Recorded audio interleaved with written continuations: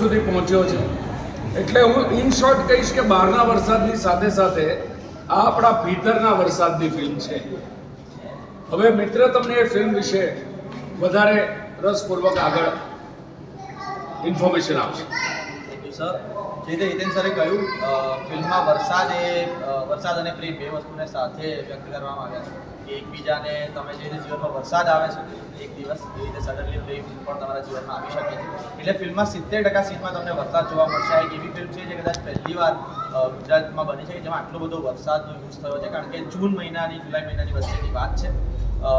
અને બેઝિકલી જે નામ છે ફિલ્મનું, the great Gujarati મેટ્રીમની, A company છે જે લોકોને મળાવવાનું કામ કરે છે, જે હું અને ફિલ્મમાં તમસદ મુનશી જે મારા મિત્રનું કિરદાર ભજવે છે. અમે લોકો આ કંપની ચલાવીએ છીએ અને બધા અલગ અલગ કેરેક્ટર્સ આ મેટ્રીમની જોડે જોડાય છે. કોઈને પાર્ટનરની શોધ છે, કોઈ ફેમિલી સાથે આવ્યું છે, કોઈ મિત્ર છે,